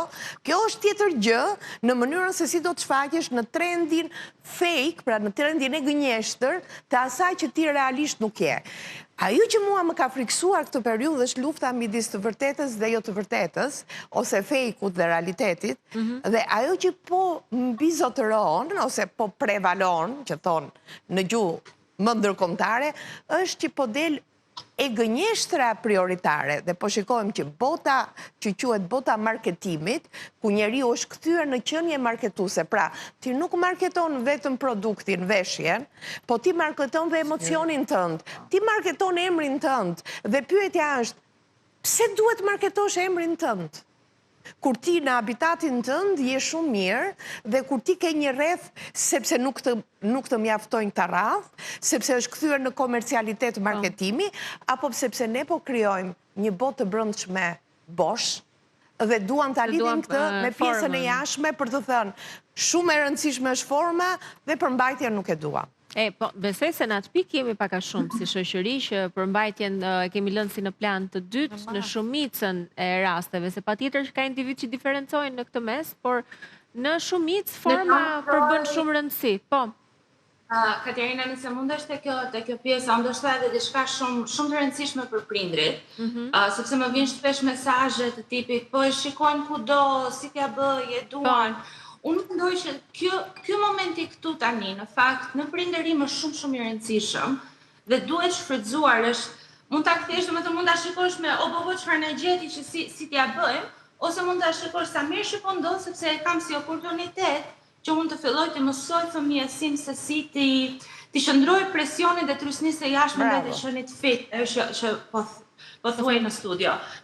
Apo ti shndroj karakteri tim dhe asaj që vërtet më pëlqen dhe jo thjesht të shkoj pas asaj nevojës e të qenit pjesë e turmës. Pas kësaj ide se duhet me patjetër ta kem sepse e ka ai, ajo. Dhe mendoj që është oportuniteti i artë që ne të ulemi me fëmijët dhe t'i shpjegojmë që shiko, ti je individi jot, dhe është shumë okej që të kesh ndjenja ndryshe, të kesh pëlqime ndryshe, në përputhje me karakterin tënd dhe me vlerat e tua si person, por edhe me vlerat tona si familje, sepse kjo pastaj do jetë armë, realisht është armë dhe është mburoj për fëmijën në të armën e tyre, qoftë ndaj bullizmit, qoftë ndaj krijimit të një identiteti, po e drejtë. Patjetër, dhe mua në fakt kjo është ajo që mua më frikson më shumë nga çdo gjë tjetër në gjithë këtë fenomen, është sepse po sjell dritë në një mungesë të theksuar prindërimi dhe po marr guximin që ta them këtë gjë në këtë nivel, domethënë sepse ne thjesht po dorëzohemi, ne si prindër aktualisht po dorëzohemi ndaj trysnisë, ndaj presionit të jashtëm, të kotësisë, të marketimit, të gjithçkaje, dhe thjesht po themi shiko se kjo është zgjidhja më e lehtë, nuk kam çfarë të bëj, e kërkon, le të vazhdoj, le të jetë si të tjerë, ashtu e kanë të gjithë, s'mund të ndajnë. Heq dorë, po. Ndërkohë që për mua vlerësh është të jesh jashtë trendit. Nuk është të jashtë trendit më i veçantë, të gjithë turma, dili jashtë turmës dhe di që das do të inventohesh. Unë të shka që jama mas qunar se nuk kanë probleme me kukla dhe me koleksionet, se qunar nuk është janë... Me lodrat ndoshta jo, me videogame. Me PlayStation, me videogame, për tani janë rritur mjaftueshëm, por që për mua është rria shturmës dhe më i veçantë nga gjithë tjerët. Po, në deklaratat e tua kundër kësaj kukulle, kishe ndonjë mesazh apo ndonjë koment, ndonjë mikesh që thoshte po pse thua kështu bona se s'ka ç'është. Unë jam në një bisedë dje me mikeshat e mia dhe njëra kishte një fëmijë 3 vjeç dhe ajo tha që thotë se marr telefon motrën dhe dëgjoi një ulurim në sfond që fëmia 3 vjeçar po qante se pa shoqen e saj në çerdhe, që fëmijë çerdhe me labubun. Dhe o donte labubun, o do bëj nami. Dhe çfarë tha është prindrit thonë nuk kanë çfarë të bëjë, kanë të gjithë, nuk nga gjën që kekes e kanë të gjithë, apo çfarë gjeti një kukull më shumë, hajde ja blim sepse fëmia e qanë. Domethënë, unë nuk e di se çfarë këta fëmijë në çerdhe apo në kopësht, tregojnë kur kanë këtë gjë, nga i shikojnë ka fëmijë 3 vjeçar, që kjo kukulla duhet patjetër sepse ka shkrimi do ta kemi dhe unë nuk e di nga e marrin këtë lloj influencer, po flisnim nga vjen për një vjeçar. Jo, lidhet pikërisht nga prindi, dhe më vjen prindi thotë kjo është më e veçantë, kjo është më e bukur, shikoj se këto e kanë të gjithë, shikoj kush e ka këtë gjë, ta bleu mamit e ty. Domethënë ti e sheti fëmijën ti një trofe. Sheti trofe, ta thoj mamit këtë gjë që e ka 1 milion fëmijë të tjerë në botë, ose miliona fëmijë të tjerë në botë. So nuk e di se ku dinë fëmijë 3 vjeçar efektin e labubus. Mund të them dhe diçka. Unë se ju dëgjoj dhe kujtohem për situata. Tu mendoj se shoqëria jon këtu faktikisht është e ndarë në 2 kategori. Çka kam vënë re unë? Do me thënë, unë në rrjetet sociale me intensitet jam që prej vitit 2010. Ja, po themi 2012 në moshën e maturimit që u futa tamam në këtë drejtim. Dhe me kalimin e kohës njerëzit shikojnë dhe ti pa dashur fillon dhe jep në shoqëri një shembull, le të themi. Ka njerëz që të duan, ka njerëz që të shajnë, këto janë pjesë e kësaj gjës kur merresh, patjetër. Dhe kam vënë re për shembull personalisht që mua si Gjina në target grupin që mua më ndjek, mua nuk më hecin trendet e momentit. Dhe unë vetë për shembull si person në rrjetet sociale nuk them për shembull blieni juve këtë tani sepse kjo është ajo që duhet ose ua sugjeroj që ta merrni, absolutisht që jo. Edhe mendoj se e mëson target grupin dhe ndoshta jep dhe një kulturë ose një opinion ose një mendim dhe me ato që të ndjekin që mund të kenë këtë varësin e trendit të momentit që mund t'jetë labubuja apo diçka tjetër. Ndaj dhe emrat njohur kanë bërë punën e tyre në marketing, po ti ke vënë re që audienca shqiptare nuk është kaq lehtësisht e bindshme për trendet? Nuk është lehtësisht e bindshme. Unë e kam provuar, domethënë, e zëm. Unë mund të ofroj garderobën time. Dhe dikush thot, Gjina, unë dua të marrë këtë gjën tek ty, sepse e kam parë dhe stili jo të përngjason me stilin tim. Qose unë nxjerr kukullën, mund të marrë 5 mesazhe që interesojnë për sa i përket kukullës. Dhe nëse nxjerr diçka tjetër që më personifikon mua si Gjina dhe unë e ofroj ka më shumë sukses? Ka më shumë sukses. Është e habitshme. Jo, kjo është gjë mirë, nëse ne si shoqëri, ne shqiptarët jemi më të patjetër që ka individ që ndoshta varet se si perceptojnë pjesën e trendeve, po unë e kam vënë re që në shoqërinë tonë ka 2 grupe të ndryshme sa i përket kësaj pjesës. Në rafshin social, kur bëhet fjalë për nxjerrjen e temave apo të diskutimeve apo të debateve në rrjetet sociale. Fat keqësisht apo fat mirësisht unë e kam të madhë rrjetin social për arsye të pozicioneve që kam patur, të punës që kam përdorur, të mënyrës së komunikimit, të nevojave që kanë njerëzit, dhe kuptoj një gjë. Kur hedh një foto, që mund të jetë një foto që tregon diçka, mund të jetë një foto. Klikimet dhe mesazhet janë pafund. Kur shtron një problem, shqiptarët lexojnë vetëm horizontalisht ose vertikalisht dhe nuk bëjnë analizë analitike dhe janë lodhen së lexuarit. Dhe unë kam kuptuar që ne duam material të gatshëm, mundësisht të jemi të gjithë me ChatGPT që në moment ta hedhësh dhe të dalësh i varësuar nga kjo që ti krijon.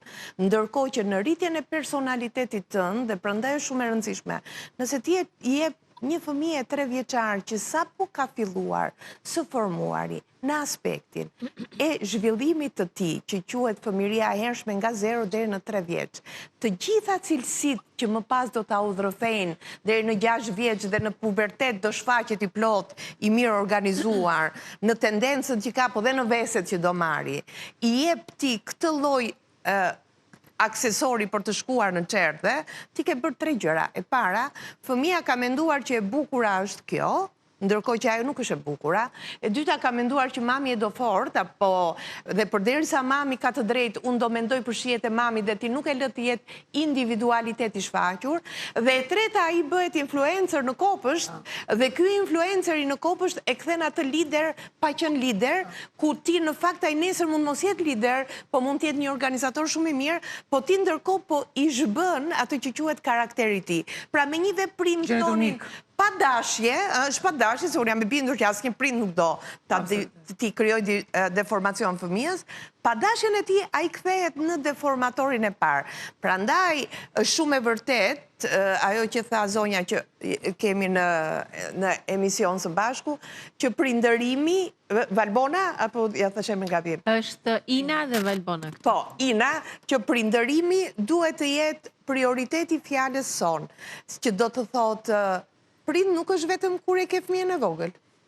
Prind është edhe kur fëmija jo të rritet dhe të bëhet i madh, se atëherë fillojnë hallet më shumë, se kur është i vogël të lë pa gjumë, po pasaj kur rritet të lë fare pa gjumë, dhe prandaj është shumë e rëndësishme, kjo ishte frika ime e kësaj, jo se del një trendi, një kukulle, e cila s'është as kukull, është aksesor për mua. Nuk quhet kukull, nuk është një aksesor që duhet të ikë nga koha, por është varësi emocionale, varësi ekonomike, është pamundësi dhe është pasaj disbalans sepse krijon statuse të gabuara dhe pastaj krijohet dhe trendi real edhe fejku se ti s'ke mundësi ta marrësh. Duhet në publicitet në kohën që jetojmë, si për shumë gjëra të tjera. Absolutisht po. Të shkojmë në publicitet, kthehemi pas pak, do mundohem, mund të pres edhe ndonjë telefonat nëse e keni marr apo jeni kundër. Do doja mendime për Labubu. Sollëm në vëmendje sot Labubu, duke qenë se është fenomen i momentit, është shumë e diskutuar, jashtëzakonisht e përhapur, tmerrsisht shumë e promovuar dhe nga personalitetet dhe personazhet njohur të botës të showbizit botror, për hir të çudisë që ka jo vetëm të kësaj dyndjeje kolektive për ta patur një Labubu, por nga ana tjetër çudia është si mund të pëlqehet një figurë kaq monstruoze, por e lezetshme siç përkthehet ndryshe, sepse ky ka qenë edhe qëllimi i ndërtimit të saj. Natyrisht që ka shumë variante, ngjyra, lloje, në treg, çmime nga më të ndryshmet gjithashtu, madhësi nga më të ndryshmet dhe duket se tani është koha që blihet Labubu dhe do të ketë në këtë periudhë vetëm prurje të reja prej tyre, krijuesve të kësaj kukulle. Më thonë që telefonata e parë është gati. Do doja të pyesja, a keni bler Labubu? Alo, përshëndetje. Jo, se kam bler. Nuk e kam bler. Do që ta blesh? Jo. Pse? Më dëgjon nga telefonit, lutem. Përse nuk do që ta blesh një Labubu? Çfarë mendon për këtë kukull dhe çfarë mendon për ndikimin që mund të ketë kjo kukull tek ata që e marrin? E kam telefonatën? Jo, në rregull, do kalojmë tek një tjetër. Nuk do që ta blej dhe kaq na tha. Nuk e kam bler dhe nuk e dua. Nëse është tjetra gati, ta mirëpres. Po, alo, përshëndetje? Alo? Përshëndetje. Si jeni? Po ju flet Labubu. Po. Labubu trendi momenti. Ju pëlqen juve? Goca ime është 5:30. Po. Dhe ka një muaj që thot kam dëshirën e vetme për pushime që të më blesh një Labubu. Tani ma shpjego pa ku e ka para jo Labubun? Në YouTube. Në YouTube. Dhe gjithë kopshti e ka.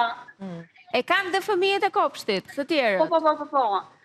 Tani ti ndihesh në presion në këtë rast? Është e varur si aksesor. E qartë, pra ti ndihesh në një lloj presioni, po themi në këtë situatë që vajza duhet të jetë njësoj si të tjerët? Unë lexova pak për Labubun, sepse jam mësuese dhe gjyshnore e ndjek gjithmonë. Dhe jam të merruar fakti që do të thoshte Labubu. Do me thënë të pushosh, se unë tani s'dua të dëgjoj më. Është shumë gjurmë, është frikë. Më falë, çfarë mesazhi do t'i jap kësaj fëmijës, unë si t'ja shpjegoj që o biri mamit, po kjo nuk bën. Sepse sot e kanë të gjithë fëmijët në kopshtit. Unë pse t'jem e veçantë, unë pse t'jem ndryshe. Pse të mos e kem edhe unë. Po, interesant, ju pas keni një shpjegim tjetër, sa unë për shembull në internet kisha dëgjuar që imiton rajet e zemrës. Ju thoni se Labubu do të thot frik. Më dëgjoni, ju lutem nga telefon? Po, ju dëgjoj, po të ndjek. Pra, emri përkthehet sipas jush frik. Frik, ajo është frik. Ajo është pushose, më trëmbe, më lodhe, më stresove. Wow. Tani ju e keni marrë këtë vendim që nuk do t'ja merrni vajzës, je e vendosur? Nuk do t'ja marrë deri në momenti që të vi dhe halla e madhe. Inshallah po janë pushim mendjen të dyja bashkë, se unë jo. Ke nevojë për ndim, nuk ja del dot vetëm. Po, jo. Sepse është presioni shumë i madh, ka shumë të drejtë. Nuk është aq e thjeshtë për t'i bindur. Dalim në xhiron e liçenit në Pogradec, 60% e fëmijëve e kanë. Një labubu në dorë? Mund të kenë labubu, nuk ka rëndësi. Ose labubu. Pa kryt Nuk kanë me libri kur uleshin në lëndina, që ju lexojnë një prallë ose një tregim, po kanë labubu. Pas ka qenë drejt shqetësimi im. Shiko, është diçka tjetër, që do të thotë pa dashur të vë pra pritshmërisë telefonuesen, po dhe që fëmijët që qëndrojnë gjatë gjithë kohës në telefon do të thotë që të ka mundësi të shikojnë labubun dhe labubu të tjera që dalin njëkohësisht. Pikërisht, pra ky është problemi dhe ky është një nga shqetësimet, meqense zonja mësusja shumë e nderuar na e tha këtë shqetësim dhe na e ngriti. Shqetësimi tjetër që del mbasaj është o prindër të dashur, në kohën e verës, po bëjeni ju lutem, jepja një fëmijëve telefonin me orar dhe lërini fëmijët, hiqini të gjithë telefonat, të gjithë iPhone-ët, hiqini, futini fëmijët të mësojnë të jenë të aftë, merrini të gatuani bashk, çojini të punojnë atje ke dheu, le të luajnë me gur, le të bëhen pis. Çojini ke aty ke parku i Vockël, nëse s'ka park të vogël, ke buza i liçenit dhe luani me ta apo ke lumi apo ke teti. Jepini mundësinë, merrini ke ara nëse të vjelin, të kuptojnë se nga vjen e mira. Jepini mundësinë që të fillojnë të qepin, të presin, mësojni që të bëjnë vizatime me gjëra rrethanore, me një ngjyrë dhe me një laps, ju mund të krijoni gjëra që ju qetësojnë edhe të lexuarit dhe të menduarit. Nuk po them jepjuni të lexojnë me detyrim, sepse dhe leximi duhet bërë me dashuri. Krijojini një histori, tregojini një ngjarje dhe pastaj ofrojuni një libër. Është mundësia për të ruajtur fëmijët tuaj në aspektin e shëndetit mendor. Në të kundërt mos thoni pastaj pse u lëransin fëmijët, pse bëjnë fëmijët u bubu, pse bërtasin fëmijët dhe pse ju thonë më lëra hap tani se kam jetën time.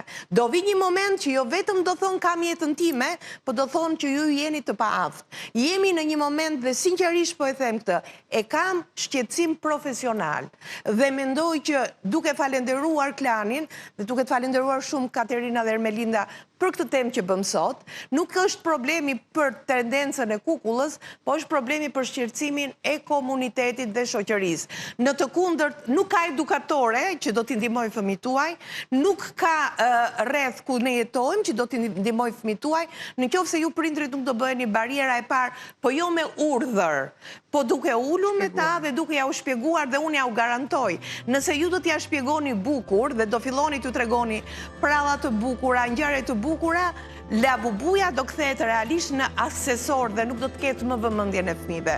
Në të kundërt, nëse ju do t'i lini vetëm pa kohë përpara YouTube-it dhe përpara të gjithë pislëqeve në thonjza që bota komerciale nxjerr, atëherë ne do kthehemi komercial dhe bota do jetë në tragjizmin e saj. Ju falenderoj shumë, edhe ishte mbyllje perfekte, nuk kemi çfarë shtojmë as edhe një pikë, as edhe një presje tjetër. Do doja të përshëndesja telefonatën e fundit, falenderoj shumë për atë çfarë na tregoi dhe Inën që është në Skype. Ina, faleminderit shumë që na dhe kohën tënde. Të përshëndesim, ti jeni mirë. Bona Gjina Zyshnora, faleminderit pa fund. Faleminderit Linda, faleminderit. Takohemi përsëri nesër. Ju përshëndesim.